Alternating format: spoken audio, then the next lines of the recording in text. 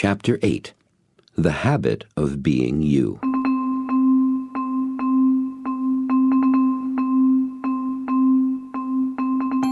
Being. That's what we were going to talk about next. But I had to wait a bit before we get into it. And what a wait.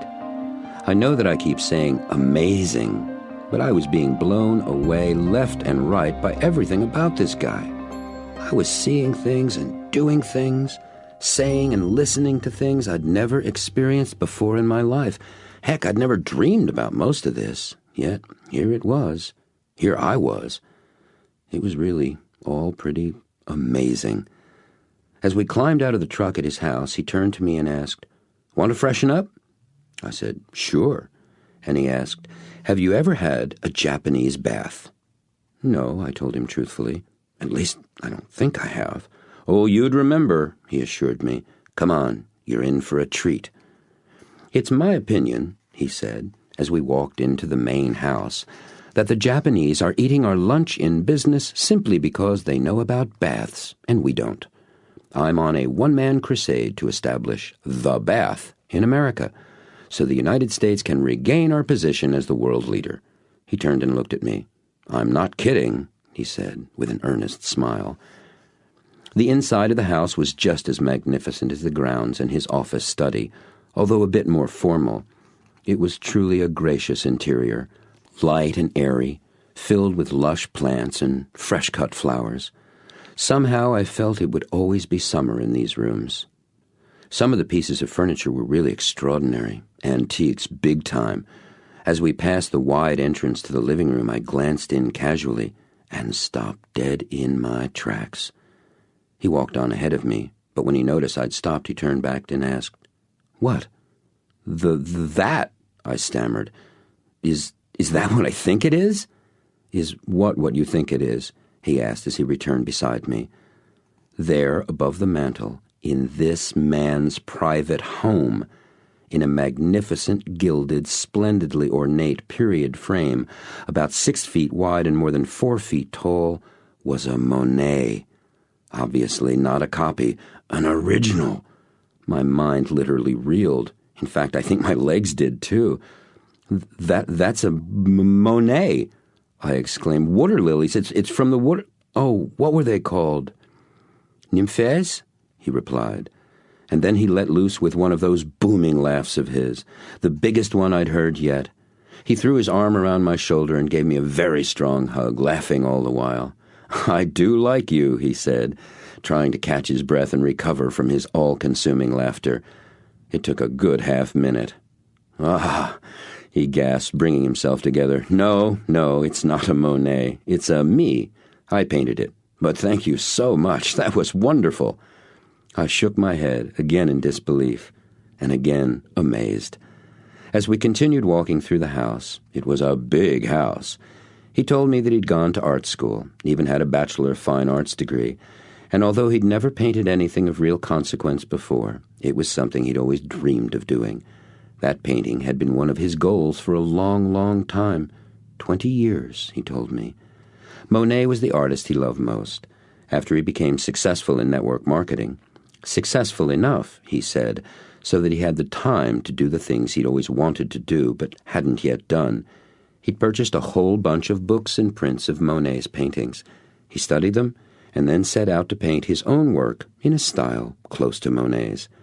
He'd succeeded more than admirably. His painting looked like a museum piece, and I told him so. "Thanks," he said appreciatively. "I think when I die, I'll look back on my kids and that painting as my greatest contributions." And then he added, like Teddy Roosevelt charging San Juan Hill, "To the bath!"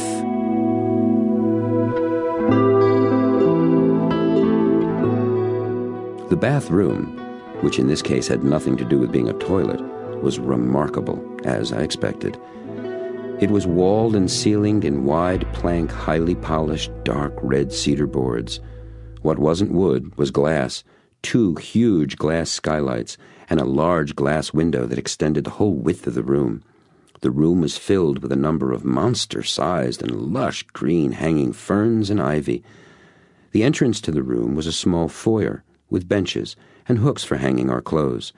He told me that the bath was traditionally done in the nude, by men and women alike, but if I minded, I could have a bathing suit, and he'd wear one as well. I said that I was a purist at heart, and I'd do it as it was meant to be done. The first half of the bathroom was covered with closely placed cedar slats, with a subfloor and drain beneath. There were 2 tubs. One was raised up and steaming, about 3 feet high, and the other was set into the flooring, square-shaped, made of marble, I thought, and probably about 3 or more feet deep. Part of the floor was a rock garden, similar to those in pictures I'd seen of those tranquil Zen temples in Japan. The sand was raked in straight lines and swirling patterns. It was not the kind of place on which you put your foot. He motioned me to sit down on one of the small stools that was facing the wall, off to the side of the taller tub. On the wall were 2 sets of hot and cold water taps. One had a central spigot, and the upper one had a shower head attached to the wall by a snaking, flexible hose. Beside the stools were wooden buckets that held probably about a gallon of water each, had a kind of crude, handmade ladle inside. He filled his bucket up with warm water from the tap on the wall, dumped it over his head 2 or 3 times, and told me to do the same. Then he picked up one of those natural sponges, squeezed some clear liquid soap from a tall white bottle, and tossed the bottle over to me. He began to soap himself all over with the sponge. "It's interesting that we Westerners climb into the tub first," he said, "then we soap ourselves. The Japanese taught me to do it the other way round. They have a number of reasons for that. It saves water. You don't have to keep filling up the bathtub with fresh water all the time. And knowing the Japanese, I'm sure it has to do with being respectful of other people, and of the water as well. After all, only a gaijin, oblivious and disrespectful of other people, and of the water, would get into a tub all dirty." "Gaijin?" I wondered aloud. "Gaijin means foreigner in Japanese," he told me. "But in my opinion, the essential translation is barbarian. The Japanese really think that they are the most refined culture on earth, and that all foreigners are barbarians." He laughed. "Especially Americans. And with good reason," he added. "We don't bathe nearly enough." When he had finished soaping from head to toe, he filled up his bucket again and rinsed himself off at least a dozen times. I did the same. Then he stood up and said, "Now, a Japanese bath is very hot, much hotter than you are probably used to." "I like hot baths," I protested. "Please trust me," he insisted. "This is very hot. I suggest that you use the shower and make it as hot as you can stand it by turning the temperature up gradually. Then you'll be able to come and sit in the tub." I said that I'd really like to try the tub directly. He shook his head and smiled, said, "Be my guest," and stood aside with a gallant gesture of his arm as I walked up, climbed to the side of the tub, and stuck my foot in. No sooner had I done that than I pulled my leg back out as fast as possible. He just looked at me, no expression. "I think I'll do as you suggested," I admitted, sheepishly waiting for his "I told you so." It never came. He just said, "Good," and went over and sat slowly, almost reverently down in the tub. The water came all the way up to his neck. After I'd come as close as I could tolerate to scalding myself with the shower, I joined him in the tub.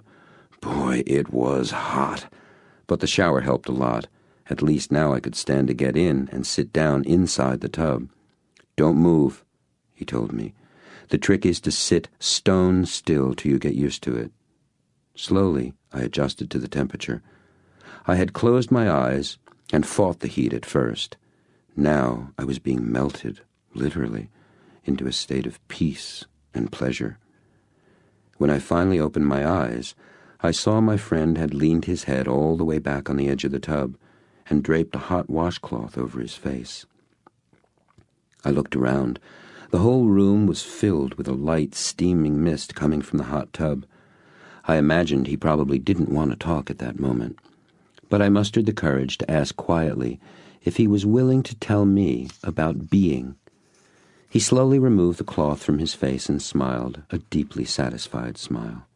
"Sure," he said, took a deep breath and began, as usual, with a question.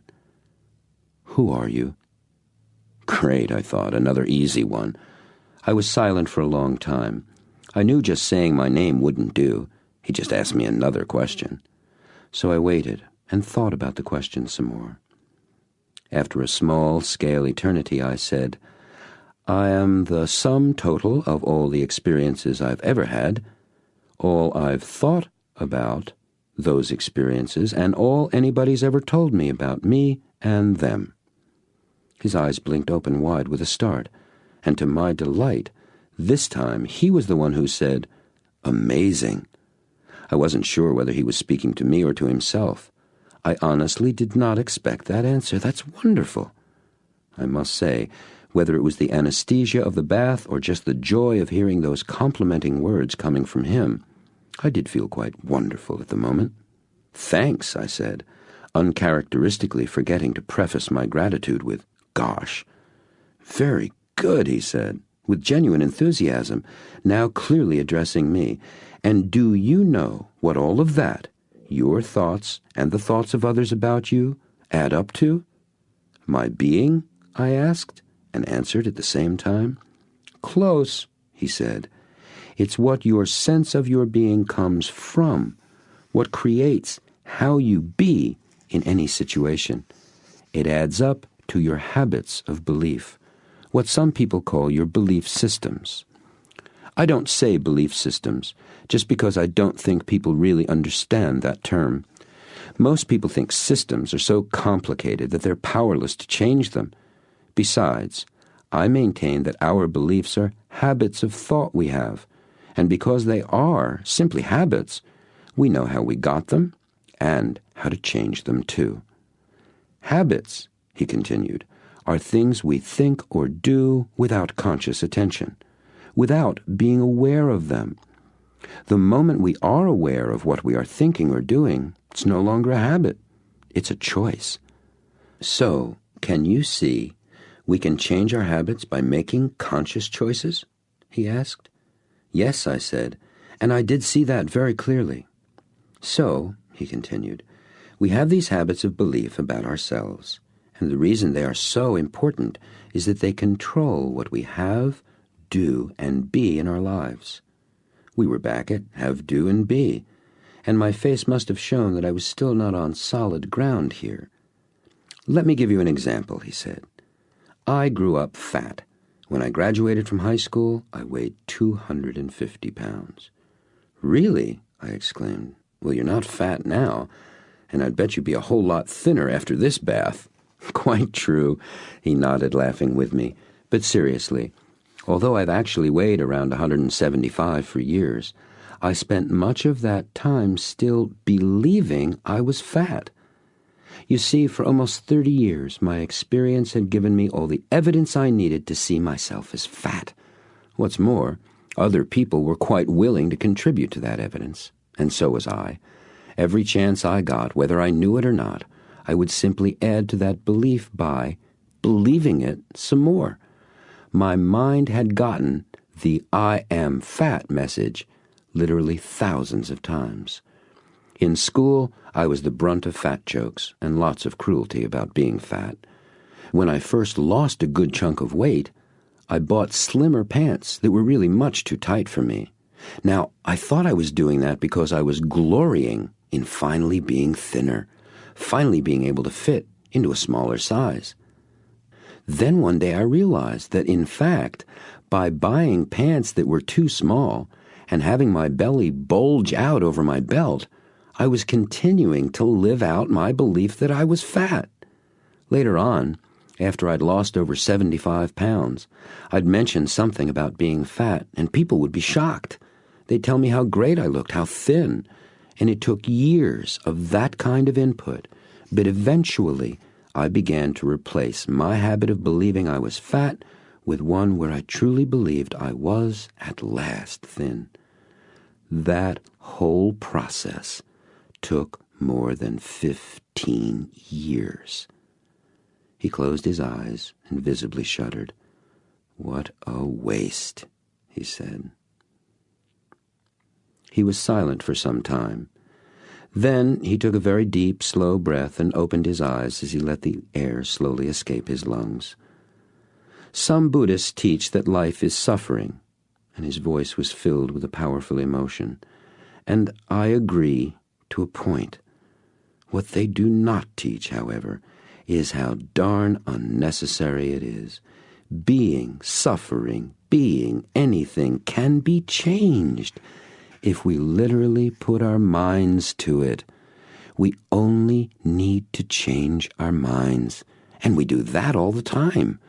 We just have to learn how to do it on purpose. I believe that's what Christ was teaching when he said, "Turn to him the other cheek." He was telling us, resist not evil, just change your mind. Habits of belief are created the same way as any other habits, simply by doing the same thing over and over until you don't think about it anymore. That means you can create a new habit the very same way, just as I did when I replaced my fat belief habit with a thin one. I just changed my mind. Now, when I first did this, I was unaware of what I was doing. I didn't see how the thin talk I'd begun to hear from others, and from myself, was changing my habit of belief that I was fat. Think of it as a balance scale in our minds. One side is weighted down with all the talk and experiences that make up our predominant habits of belief. But we can change that simply by adding enough weight to the other side as we create new habits. Do you see what I'm talking about? He asked, holding his hands out in front of him, palms up, moving up and down like the two sides of the scale. I did, and I said so. Okay, he said, so if you accept what I've said so far as if it were true, what's the first question you've got? How do you change the habit? Replace it with a new one. How? How'd you get the original? He asked, then answered the question himself. You got it by having a thought about what you believed, then another and another and another. Pretty soon, you didn't have to add any more thoughts. Your habit of belief was in place. You just kept it there, sustained it, reinforced it, every time you added some new input, some experience, something you said about that, something someone else said to you about it, that agreed with or could be added to that existing habit of belief. So, I said, you begin replacing your existing habit of belief. What did you call it? Dominant? Predominant? Predominant, he offered. Right, so you begin replacing your predominant habit of belief by adding new thoughts to the other side of the scale, right? Right, he agreed. What kind of thoughts? Thoughts which are about the new belief you want to have. Yes, he shouted, and jumped up out of the tub. He turned to me like someone exaggerating a symphony orchestra conductor, with his arms moving back and forth to some grand, unheard marching music, and he pointed his fingers at me as he spoke, keeping the imaginary beat with his words. And so, point, point, I say that you, point, point, point, have the habit, point, point, point, of being hot, point, point, point. Well, come on, he laughed. We'll change that one right now. And before he'd finished saying right now, he jumped into the other tub, where he ducked completely under the water and stayed there. After a good 10 seconds or so, he shot up out of the water with a great whoosh, exclaiming, "Whoop, whoop, whoa, ooh, yes! Come on, get in here," he demanded as he jumped out. I did as I was told. It was freezing. The entire tub was pure ice. No, colder. It was below zero. "Wah!" I screamed out and jumped out of the tub. As I rubbed the water from my eyes, he threw a towel at me. "Great, huh?" I think he was asking me, but I wasn't very clear about it. All I remember at that moment was me jumping around and squeaking, "Ooh, ooh, ooh." "Wow," I said. I hadn't done that since boys' camp. "Wow," I said again. "Whew." "How do you feel?" he asked, having just finished toweling himself off, wrapping the towel around his middle and tucking it in. "Great," I said. "It feels invigorating." "Do you do this often?" I asked. "Every day," came the reply. "I can't think of anything better for your body, or for your mind. I'm actually 97 years old. How do I look?" And he laughed another of his boomers, only this one seemed deeper by an octave or two. "You look great, old man, I quipped back. Hey, he said, as if remembering something special. Would you like to meet my family? You bet, I said enthusiastically. I wondered about where they were. Me too, he laughed. I haven't seen them since yesterday afternoon, before you arrived. Let's go find them. The habit of being you. The habit of being you.